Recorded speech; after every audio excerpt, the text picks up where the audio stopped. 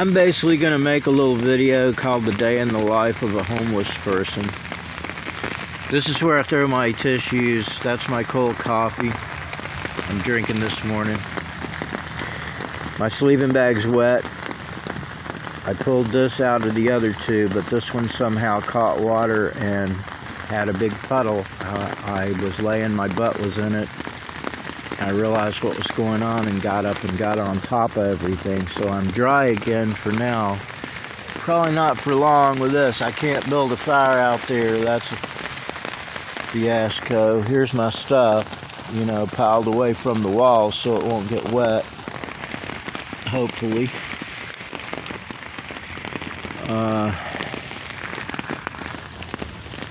It's a hell of a thing when you don't have anywhere to go that's fit to stay, because I won't stay any longer in the shelters here. But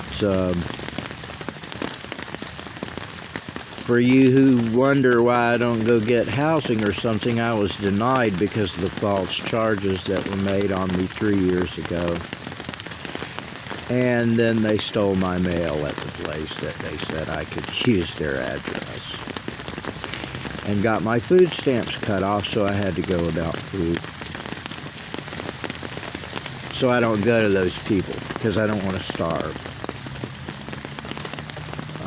I'm a Buddhist priest. I took vows to live off of what's given freely, and I haven't asked anybody for anything except a cigarette once in a while since I've been homeless. And I live off of what's given freely to me, which I will ask my friends for things, but no, I don't panhandle, I don't steal, I don't do drugs, I don't drink.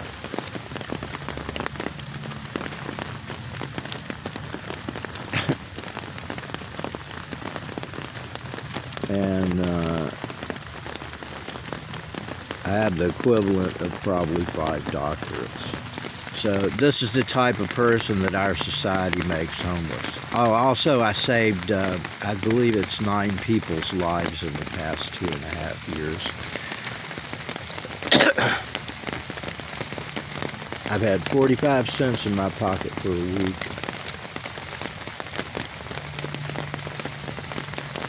I don't even have a decent pan to heat my coffee in, but I did get a pan, and I was able to make hot coffee yesterday, the first time in 3 years that I've made anything, a hot coffee for myself in the morning since I was homeless. I would go buy a coffee, but it takes $6 of my food stamps, and if I buy a hot coffee every day, I wouldn't eat for the whole month.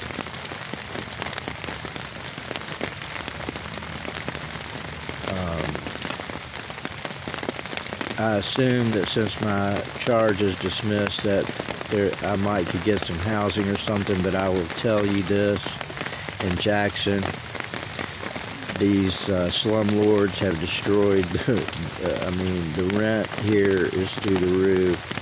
If somebody even paid it for me, I can't see living in the shithole that it would afford, even though it's a whole lot of money. And they won't let you move into a place that's affordable or out of the county, which is much cheaper.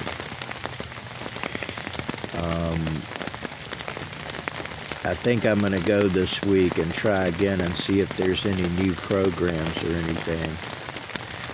Of course, if I don't go down and tell them that I'm mentally ill like all the other people, I won't get a home, I won't get money, I won't get really fucking anything. And since I went to them so many times before when I was mentally ill, and they basically destroyed me in their own fashions by not being able to treat me, that I cured myself.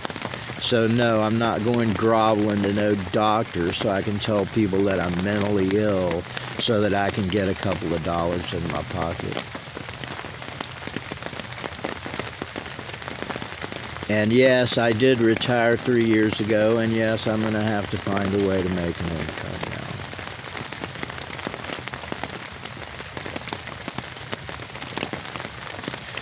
But I'm going to say this, man. The greatest resource in the world is the human resource. And when you throw away the greatest and smartest people in society because you worship money and facades of abuse that people put up to make sure that you don't know who they really are, the ones that take your money in taxes and use it to buy bullets, and take your money and watch people like me on the side of the street every day and know that they're stealing from us. You know, wake up, man. Wake up. Society is not what you think it is. And it's the stone that the builder refused that becomes the head cornerstone. So without ever having a friend to help me through all of this stuff, except for one or two people who decided that they would help me keep my things intact, that I met along the way. Not people who knew me before when I had money and I had a car and I had a TV and a dog. The dog the sheriff's coerced me into signing over and then sold the next week for $50. My only friend in the world. And I've watched people out here like me over and over with the same circumstances. And I've overcome it because I don't feel, you know, I'm not breaking down crying. Used to be if I talked about my dog, I would already have been crying right now, sobbing. Because I love that dog. I want to cry now. But you see, I've been able to let go of a lot of these things. But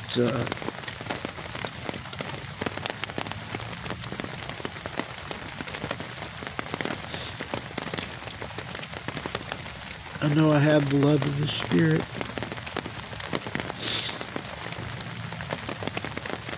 And the Spirit works to other people.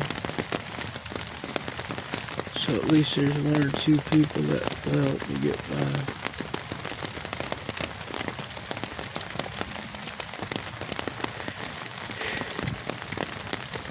I've made it a long ways to be able to sit here and say all this. It doesn't look pretty from the outside, but inside I'm a beautiful person.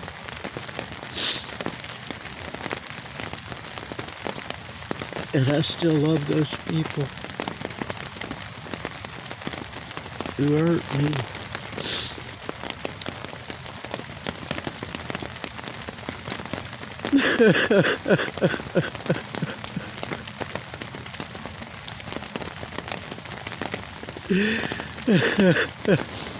I have to turn this off now. I love you.